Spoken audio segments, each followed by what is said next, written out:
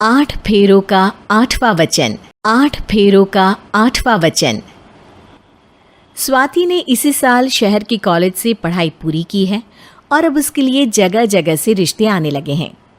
स्वाति से ज़्यादा उसके रिश्तेदारों को उसकी शादी की चिंता है, इसीलिए जो भी स्वाति के घर आता वो किसी नए लड़के की खबर ज़रूर ले आता। अरे दीदी, ये फोटो देख के बताओ कैसा है। राहुल नाम है लड़के का, मेरी सहेली की बहन का बेटा है। अपनी स्वाति के साथ एकदम प्यारी जोड़ी लगेगी इसकी। ज़रा दिखाना, फोटो तो बढ़िया लग रहा है। कोई गलत आदत वादत तो नहीं है ना इसे? और कमाता कितना है? अरे कोई गलत आदत नहीं है दीदी, आप कहो तो एक मीटिंग करवा देती हूँ, फिर सब कुछ फाइनल कर लेना। हाँ हाँ, ये सही कह रही हो तुम। संडे को स्वाति के पापा भी घर पे ही रहेंगे। बुआ फिर वहाँ से चली जाती है और रात को स्वाति की माँ उससे कहती है, स्वाति बेटा, आज कमला बुआ ने एक लड़के की फ़ोटो दिखाई है। संडे को वो लोग मिलने आ रहे हैं, तैयार हो ना तुम बेटा? अरे मम्मी, आप कहाँ कमला बुआ के चक्कर में आ जाती हो? अभी इतनी जल्दी कोई शादी वादी नहीं करनी है मुझे। अरे बेटा, अच्छा लड़का है, बुआ जानती है उसे अच्छे से। हाँ स्वाति बेटा, एक बार मिल तो लो, बाद में देखेंगे आगे क्या करना है। वैसे तो कमला रिश्ता लाई है तो मना करने का तो कोई सवाल ही नहीं उठता। संडे की सुबह होती है और कमला बुआ राहुल और उसके मम्मी पापा को लेकर स्वाति के घर आती है। अरे आइए आइए भाभी, इसे अपना ही घर समझिए, इनसे मिलिए। ये मेरे भैया और ये मेरी भाभी हैं।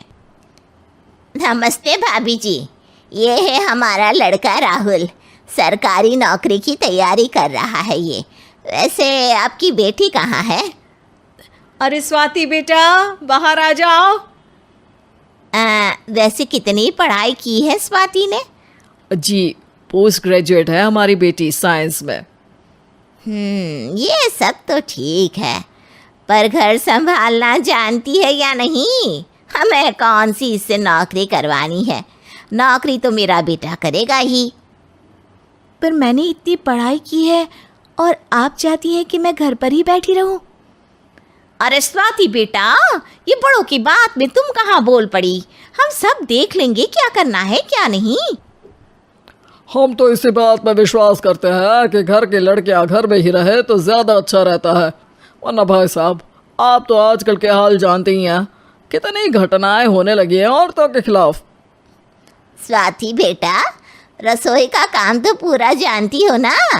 शादी के बाद तुम्हें ही संभालना है वो सब। अरे बहुत अच्छा खाना बनाती है ये, आप सब लोग इसकी तारीफ करते नहीं थकेंगे। लो भाई, हो गई मीटिंग, अब शादी की तारीख फाइनल कर लेते हैं, क्यों भैया? भाई हम तो पंडित जी से चर्चा करने के बाद ही तारीख फाइनल करेंगे, सालों से हम उनकी बातें मानते हुए आ रहे हैं। लड़के वाले और कमला बुआ की बातें सुनकर स्वाति एकदम नाराज़ हो जाती है और उसे लगने लगता है कि शादी के बाद उसे घर पर ही बैठना पड़ेगा। लेकिन घर वालों के आगे उसकी एक नहीं चलती और उसे शादी के लिए हाँ कहना पड़ता है।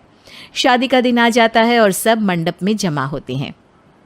अब फेरों का समय हो गया है, अब कन्या अपने वर से 7 वचन मांगेगी। आप किसी धार्मिक आयोजन में जाएं तो मुझे भी ले जाएंगे। आप मेरे माता पिता का भी बराबरी से सम्मान करेंगे, हमेशा मेरा साथ निभाएंगे। आपको दोनों परिवार की जिम्मेदारियां बखूबी निभानी होगी। हर ज़रूरी बात में मेरी भी राय लेंगे। आप सभी गलत आदतों से दूर रहेंगे। आप मेरे अलावा किसी और औरत से कोई गलत संबंध नहीं बांधेंगे। ये 7 वचन पूरे हुए, वर क्या तुम्हें ये सारे वचन मंजूर है? जी हाँ पंडित जी, मैं सारे वचन अच्छी तरीके से निभाऊंगा। अरे वाह वाह, बढ़िया तरीके से सब काम संपन्न हो गया।